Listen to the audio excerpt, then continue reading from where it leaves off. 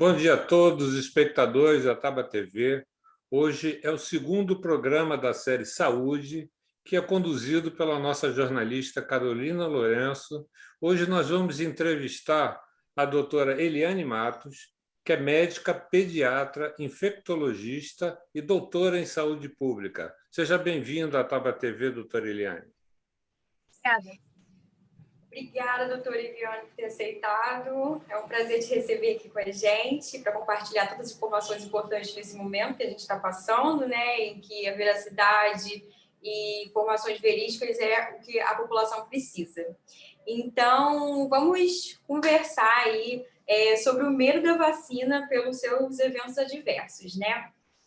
Muitas pessoas, ultimamente, né, estão com medo de tomar a vacina, muitos falam que foi fabricada em pouco tempo, por medo desses efeitos que está tendo, várias decorrências, né, que a população está sentindo aí esse pavor. Então, eu queria falar com uma especialista, né, para a gente entender realmente o que é fato, o que é fake e trazer informações verídicas. Então, eu queria começar te perguntando o quanto de eficácia é comprovado de cada vacina, né? A Pfizer, a AstraZeneca e a Coronavac que estão aqui no Brasil.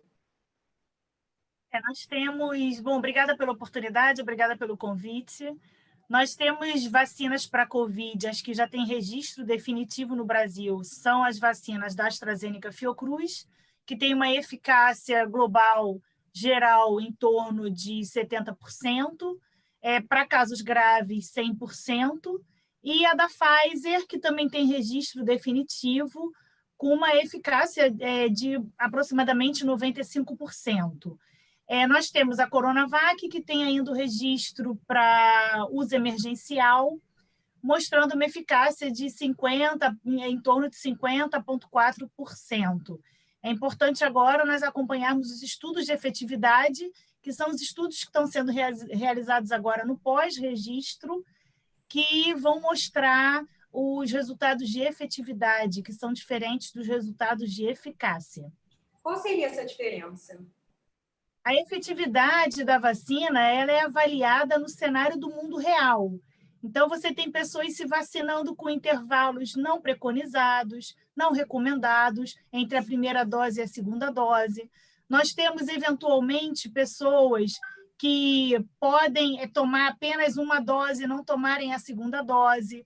Nós temos pessoas que também podem, por algum engano ou por desejo até, terem trocado as marcas e terem tomado uma segunda dose de outro fabricante, ao invés de ter tomado do próprio fabricante.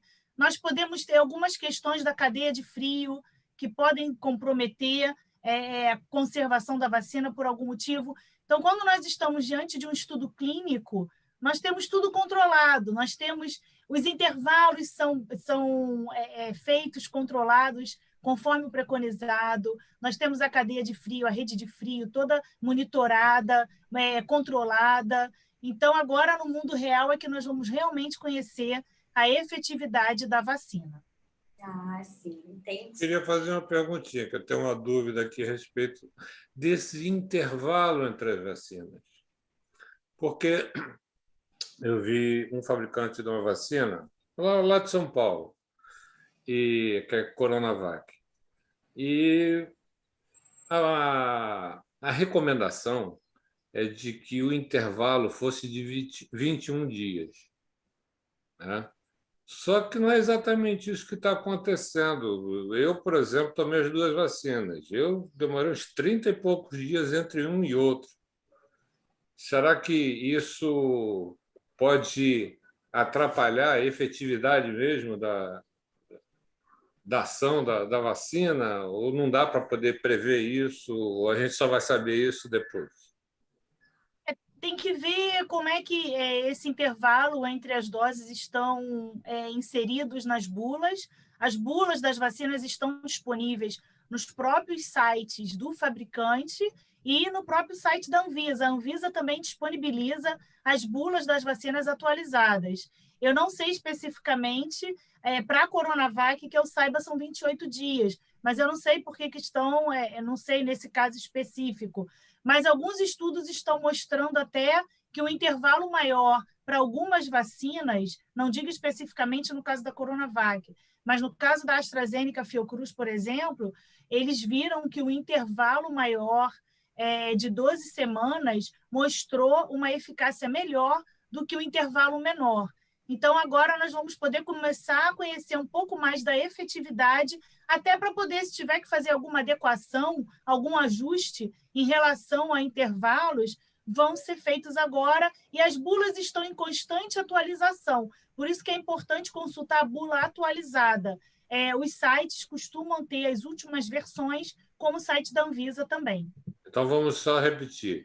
A gente procura na Anvisa, a Anvisa vai ter todas as bulas de todas as vacinas. Então, ir lá no site da Anvisa talvez seja o melhor local para poder a gente ver isso, não é isso? Certo, isso. Legal. Bom, quais os possíveis eventos adversos das pós-vacinas mais frequentes que você pode nos dizer? As vacinas estão sendo, têm os seus eventos adversos também relatados em bula.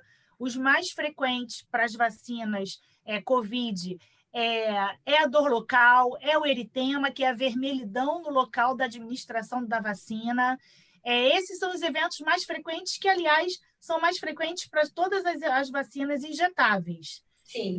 O que nós temos de importante ressaltar, que é importante ressaltar, é que são eventos benignos, autolimitados, então eles geralmente melhoram 24 a 48 horas depois, e são benignos, são eventos que são esperados, e claro que é um incômodo que acontece, mas o benefício que a vacina COVID traz é muito maior que o risco de ter dor local e ficar com um eritema local.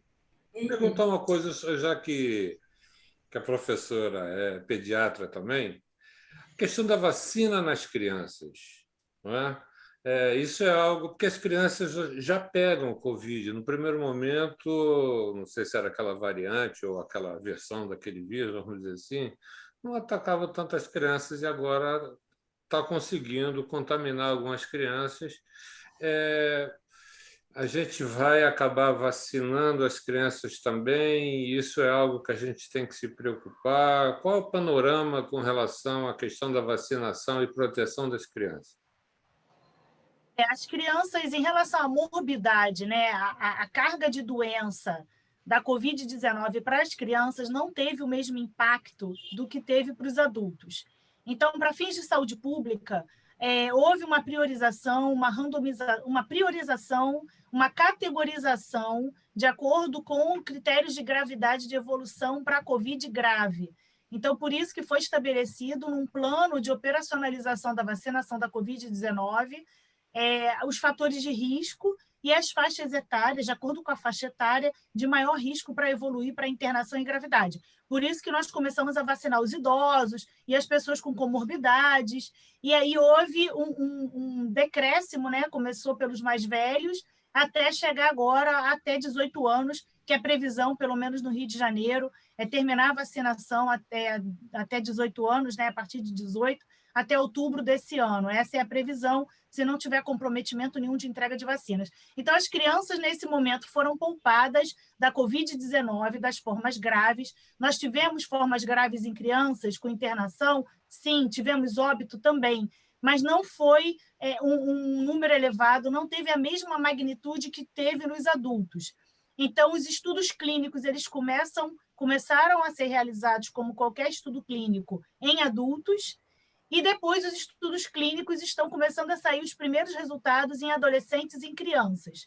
Alguns países já pediram registro das vacinas COVID para adolescentes e estão incluindo crianças a partir de 6 meses de idade nos estudos clínicos. Então, pode ser que em breve, talvez ano que vem, nós tenhamos autorização de administração da vacina para a faixa etária de crianças e adolescentes, eu acho que talvez até esse ano.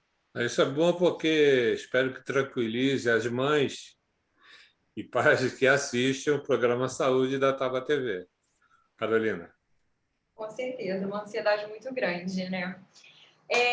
Então, Qual a probabilidade que é maior? Você acabou de dizer que realmente é custo-benefício, né? Você ter esses efeitos adversos durante 2 dias do que pegar realmente o Covid, né? E ficar aí 14, 15 dias de molho em cama. Então, assim, com isso, qual a probabilidade maior, né? De alguém ir a óbito entre ter algum efeito adverso, tipo mais grave, não esses mais brandos que nem você citou, ou tomar vacina e pegar a doença?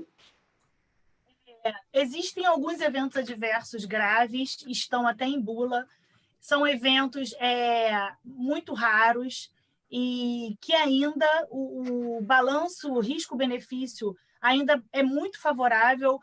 Você fazer uma previsão de quem vai se infectar pelo SARS-CoV-2, que é o vírus da Covid-19, e evoluir para uma Covid grave, não tem como nós prevermos. É claro que fazendo as medidas não farmacológicas de prevenção da Covid-19, que são manter o distanciamento social, evitar aglomerações, usar máscaras, fazer higienização das mãos. Essas medidas, é claro que elas vão mitigando, vão reduzindo, vão diminuindo o risco de se infectar. Mas nós sabemos que já existem alguns estudos sendo feitos para ver quem são essas pessoas que estão evoluindo para a gravidade, apesar de não terem comorbidades, não terem fatores de risco, como obesidade, hipertensão, diabetes. O que acontece com, por exemplo, jovens que não têm doença nenhuma e estão evoluindo para a gravidade e internação? Então, já estão saindo os estudos para responder essa pergunta.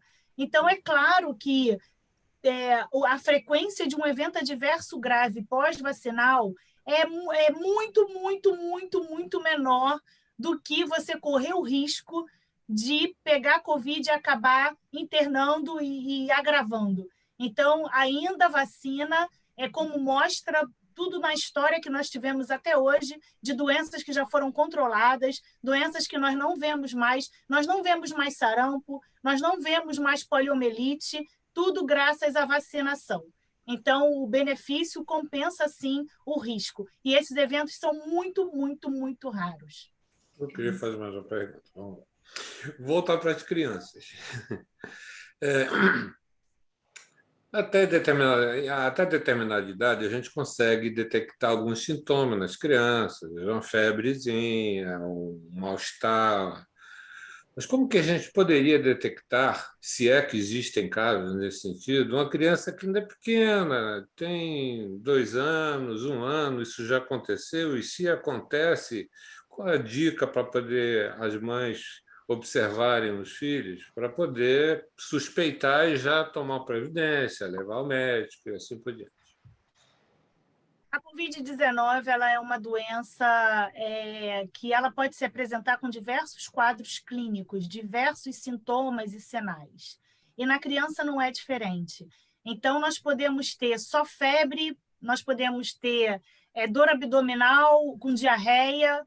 Então, existem diversos quadros. Então, se eu recomendo, se é uma criança que teve contato com um adulto com suspeita ou com sintoma, e é uma criança que começou a ter algum sinal diferente, que ela estava saudável, começou a tossir, ter febre, espirrar, dor de garganta, dor na barriguinha, eventualmente pode ter diarreia, pode ter tudo isso junto, pode ter só um. Então, estar em um ambiente, um local que teve caso de Covid, ou em casa, ou na escola, ou em contato com alguém, teve algum caso de Covid e começou a apresentar qualquer sinal ou sintoma, entre em contato com o pediatra, se tiver acesso ao pediatra, mas se não tiver acesso ao pediatra, procura uma emergência perto de casa para a criança ser avaliada. Respondido, né, Leon? Isso. Boa informação aí para as mães. Importante para as nossas mães aqui que estão assistindo o programa ficarem tranquilos e saberem o que fazer em determinadas situações. Lembrando que nós temos outros vírus circulando, ainda mais agora nessa época que nós vamos começar o inverno, nós temos outros vírus circulando. Então, A Covid, à medida que a vacinação, a cobertura vacinal vai aumentando, né? Cobertura vacinal é o número de vacinados em relação à população que precisa ser vacinada. Então, à medida que a cobertura vacinal vai aumentando, o número de pessoas vão sendo vacinadas para a Covid, nós estamos vendo já a redução da circulação do vírus, do número de casos. Então, nós temos que entender que existem outros vírus circulando, que não só o vírus da Covid-19. Então, se o seu filho, né, se tiver algum pai, mãe assistindo, e o seu filho tiver tosse, coriza, não é, pode pensar em Covid, mas lembrar também que existe o próprio vírus da gripe, que nós estamos, inclusive, agora em plena campanha para a gripe, existe o vírus do resfriado, então existem outros vírus que não dá Covid, tá? Lembrar que nem tudo que tosse, espirra, dá dor de barriga e diarreia é Covid-19. Mas considerando que nós estamos num cenário ainda de epidemia, é importante, sim, buscar uma avaliação, buscar um atendimento médico. Então, você falou agora sobre a questão da importância da vacinação, né, para a população e diminuindo a circulação do vírus. Muito se fala sobre imunidade de rebanho, né, qual é a importância da imunidade de rebanho, né? Ela realmente funciona? Qual é a importância para a gente conseguir diminuir essa circulação do vírus da Covid-19? A imunidade de rebanho, ela é um conceito antigo na vacinologia. Ela começou com a vacina da poliomielite, que o vírus vacinal é um vírus feito por via oral, a vacina da polio oral, e com isso acabava ocorrendo a eliminação através das fezes do vírus vacinal, e aí acabava fazendo com que as pessoas ficassem imunizadas com aquela água onde ocorria aquela circulação do vírus vacinal. Então, esse conceito é antigo de imunidade de rebanho, ou imunidade coletiva. Você consegue diminuir a transmissão viral à medida que você tem um número grande de pessoas vacinadas. Para algumas doenças, já existe um percentual que nós precisamos alcançar de cobertura vacinal para poder reduzir a transmissão viral. Para sarampo, é uma cobertura vacinal alta. E ela caiu para mim, Leon, ou para você também? Tivemos agora um pequeno problema técnico, mas já voltamos aqui com a doutora Eliane Santos. Por favor, doutora. Professora, doutora. Falando da imunidade de rebanho, né, que a gente estava comentando. Então, para a Covid-19, nós não temos ainda esse percentual de cobertura vacinal que ele tem que ser alcançado para poder diminuir a transmissão viral. Então, é importante reforçar que as pessoas busquem os postos de saúde, as clínicas da família. Nós temos vários locais de drive-thru que não precisa nem sair do carro, claro que para as pessoas que têm dificuldade de locomoção. Então, nós precisamos vacinar agora o maior número de pessoas para poder reduzir a transmissão viral do SARS-CoV-2.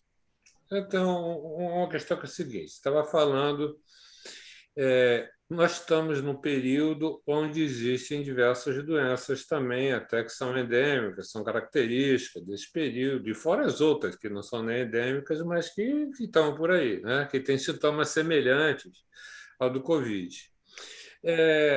Além de uma série de erros que já foram cometidos, vamos dizer assim, pela gestão da vacinação, que o governo está conduzindo de uma forma que está sendo bastante criticada.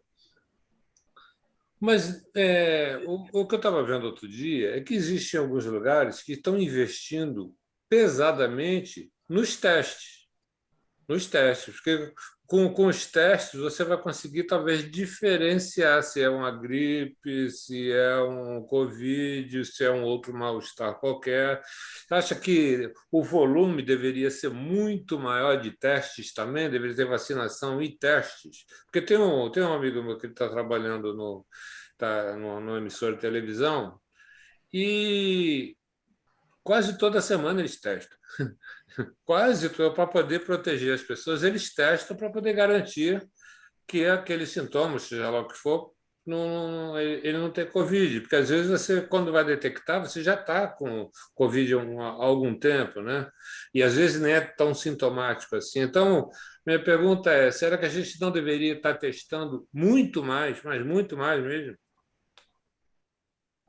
Nós estamos no início da pandemia, nós realmente tivemos poucos testes aprovados. Nós temos que lembrar que nem todo teste que está disponível no comércio, que foi comercializado, foi validado, foi verificada a acurácia. Então, no início da pandemia, nós tivemos muitos testes que não tinham sido validados, apesar de aprovados pela Anvisa, eles não tinham sido validados. Nós começamos a ter resultados de validação de testes no momento posterior. Então, hoje nós temos uma disponibilidade grande de testes no mercado, porém, cada instituição, cada organização, cada meio corporativo tem o seu protocolo de testagem. Existem alguns estudos que já foram publicados mostrando a transmissão do vírus e a detecção desses testes. Se eu acho que deve ser feito teste em massa, nós temos que avaliar como é que tem a capacidade laboratorial de fazer essa avaliação. Já tem muitos resultados mostrando isso. O que nós temos hoje é a pessoa que testa positivo, ela tem que ser isolada durante 10 dias, isso no início eram 14 dias, já diminuiu para 10 dias, podendo retornar ao trabalho se tiver 24 horas sem sintomas, 10 dias e 24 horas sem sintomas, não havendo necessidade de fazer teste para retornar ao trabalho. Isso é o que nós temos preconizado, por exemplo, pelo CDC, que é o órgão americano, e que o Ministério da Saúde também, aqui do Brasil, adotou essa orientação. Mas a testagem em massa tem que só ver se os laboratórios vão ter capacidade de poder fazer a realização desses testes. Mas já existem muitos estudos publicados em relação ao benefício de testar em massa ou não. Bom, estamos entre as últimas perguntas. Eu queria te perguntar por que as pessoas não devem ter medo de tomar a vacina. Um recado aí para as pessoas que ficam se perguntando, né, dessa questão do custo-benefício, medo de evento adverso. Enfim, o que você poderia dizer? Não vamos temer a vacina por quê? E também é o seguinte, tem gente que acha o seguinte, eu vou tomar a vacina e vou pegar o Covid, porque na vacina está cheio de vírus e vou acabar pegando o Covid. Entendeu? Existe esse desconhecimento. Então, por favor. A vacina de Covid, todas as que estão disponíveis hoje aprovadas para uso no Brasil e fora do Brasil também, nenhuma transmite a Covid-19 e nós não devemos ter medo. Por quê?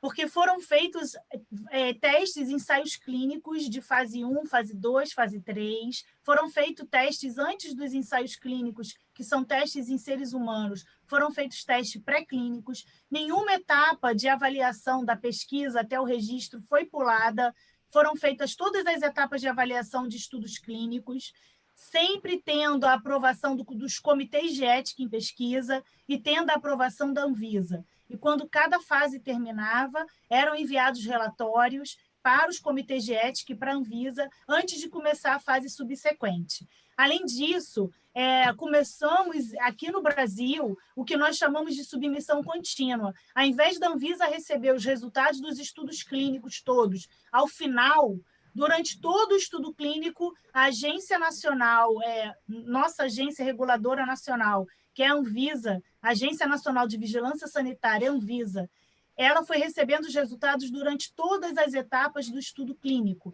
todas as fases. Então, a Anvisa pôde analisar paralela à execução dos estudos clínicos. E, além disso, os estudos têm o que nós chamamos de Comitê Independente de Monitoramento dos Dados. É um comitê que avalia os resultados do estudo clínico, que ele não pertence ao fabricante, ao patrocinador do estudo.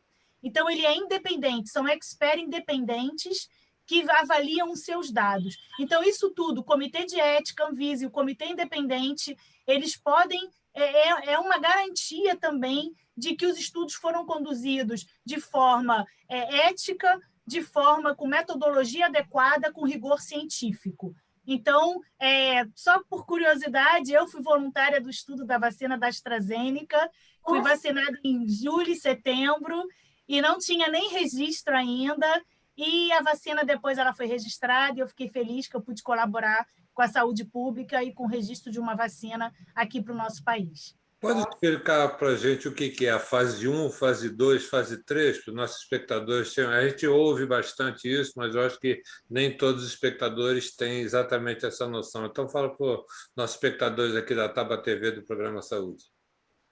Fase 1, fase 2 e fase 3 são fases dos estudos clínicos. Estudos clínicos são estudos em seres humanos. Então, a fase 1 é a fase que avalia a segurança do medicamento que você vai testar, da vacina que você vai testar. Então, geralmente são incluídos poucos voluntários, adultos, saudáveis, um número pequeno, e o objetivo principal dessa fase é a segurança do medicamento da vacina.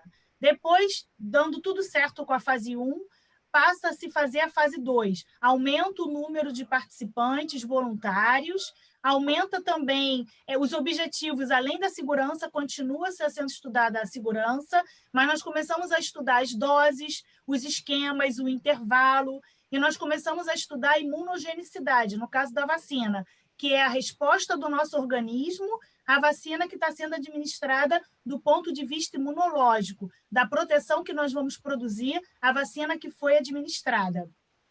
E para a fase 3, nós temos um estudo com milhares, pode ter... nós tivemos agora estudos de eficácia da vacina fase 3, com 30 mil, 50 mil participantes, estudo multicêntricos, vários centros internacionais, com um número muito grande de participantes, e que os objetivos foram: continuamos a acompanhar a segurança da vacina, mas aí nós começamos a avaliar, são estudos de eficácia clássico, comparar quem foi vacinado com o placebo e ver quem vai ter Covid no grupo dos vacinados comparado a quem teve Covid no grupo do placebo. Então, essa é a fase 1, a fase 2, fase 3. Aumenta o número de participantes e os objetivos também mudam. Mas é importante destacar que a segurança é avaliada durante todas as fases do estudo clínico. Tem mais perguntas, Carolina? Eu tenho a última pergunta para finalizar. Na verdade, mais um recado, né, de por que devemos continuar nos cuidando, mesmo com as 2 doses da vacina tomada, né? E mesmo quem ainda também não tomou a vacina, aquele recado para lembrar a galera que a pandemia não acabou, né? Então, que os cuidados têm que ser redobrados, e a sua fala como profissional de saúde remete mais segurança. Então, queria pedir para você mandar esse recado e explicar essa questão de por que mesmo com as 2 doses a gente ainda tem que continuar usando máscara, álcool gel e etc. Nós temos que continuar usando máscara, mesmo vacinados, evitando aglomeração, porque nós não conhecemos ainda as respostas das vacinas às variantes que estão surgindo.